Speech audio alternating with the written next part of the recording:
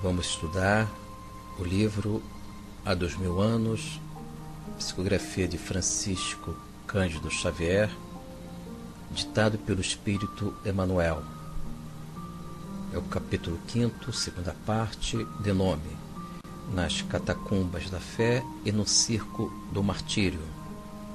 Estamos no governo imperial de Nero, no primeiro século da era cristã. Temos duas personagens que encontram-se na prisão em um dos anexos do Circo Máximo Coliseu de Roma, aguardando o sacrifício final com suas vidas, juntamente com 200 de cristãos, uma vez que nenhum deles renunciaram às verdades do Cristo. Em função disso, o Império Romano, com seu ato injusto, resolve lançar esses irmãos às feras, aos leões, na arena romana. Mas a fé inabalável em Cristo vão conceder a cada um deles a beleza do heroísmo e da força em Cristo. Então vamos ao diálogo de Ana e Lívia, lembrando que por um trama do destino elas trocam a vestimenta, porque a Lívia, por ser esposa do senador romano, ela tem uma vestimenta diferenciada da sua serva. Isso faz com que a Ana seja salva deste martírio e a Lívia se conduz à arena, e elas trocam um olhar emocionante, o último olhar de uma amizade de profundo amor entre ambas. Vamos ao diálogo sublime entre Ana e a querida Lívia. Em texto: o cárcere onde os cristãos iam passar tantas horas ao relento, que de algum modo representava para eles suave consolo, ficava anexo ao grande circo, o Circo Máximo. Os míseros prisioneiros daquela caçada humana foram atirados a uma larga dependência dos cárceres nas primeiras horas da madrugada. Uma nota, interrompendo a leitura, meus amigos, uma nota de Emmanuel dizendo a respeito da história do cristianismo primitivo. Em texto: a maioria dos historiadores do Império Romano assinala as primeiras perseguições ao cristianismo somente no ano de 64.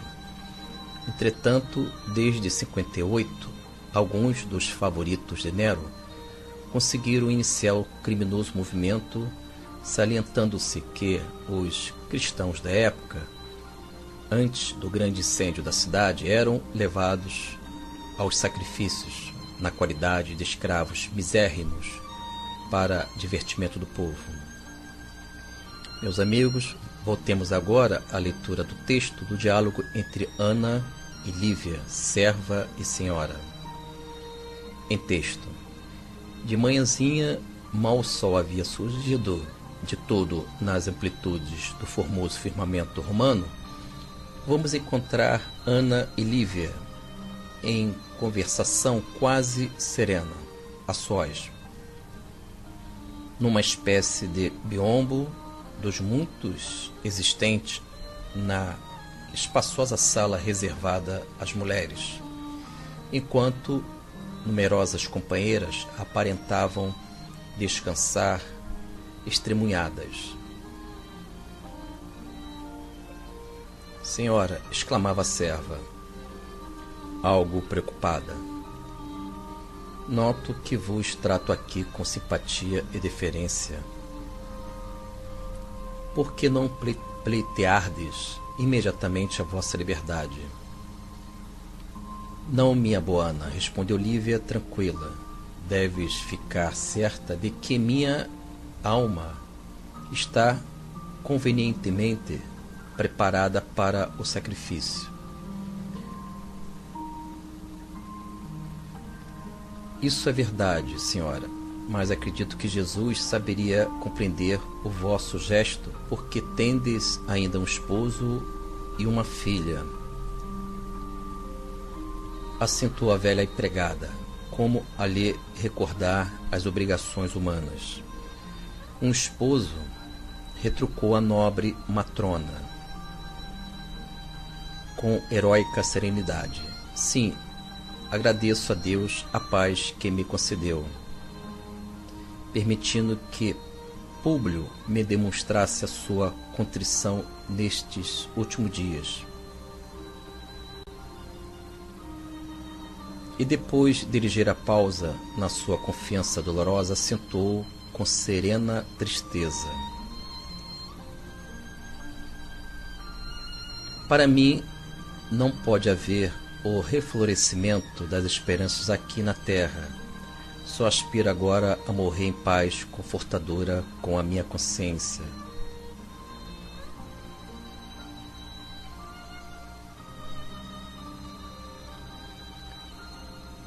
Mas, senhora, tornou a criada com veemência, hoje é o dia da maior vitória do vosso esposo. Não me esqueci dessa circunstância. Faz, porém, 25 anos que Públio segue o rumo oposto ao meu caminho, e não será demais, buscando ele hoje a suprema recompensa do mundo, como triunfo final dos seus desejos? Busque eu também não a vitória do céu, como que não mereci, mas a possibilidade de demonstrar ao Senhor a sinceridade da minha fé, ansiosa pelas bênçãos lucificantes da sua infinita.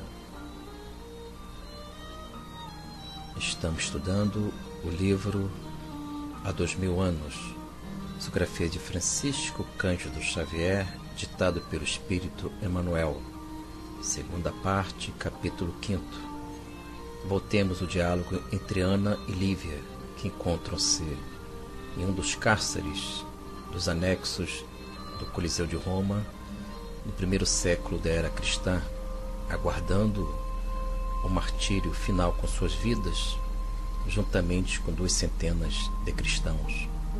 Em texto: depois, minha querida Ana, é muito grato ao coração sonhar com seu reino santificado e misericordioso.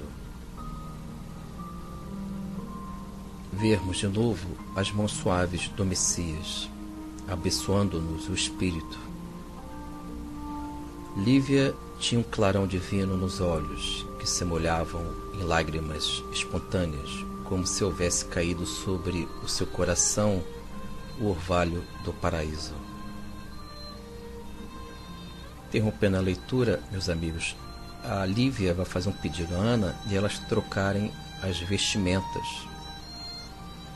E a Lívia vai ficar com a roupagem da serva e a Ana vai ficar com a vestimenta, a toga da patrícia de uma senhora romana. Isso vai fazer com que a Ana fique isenta deste sacrifício. São os tramas do destino.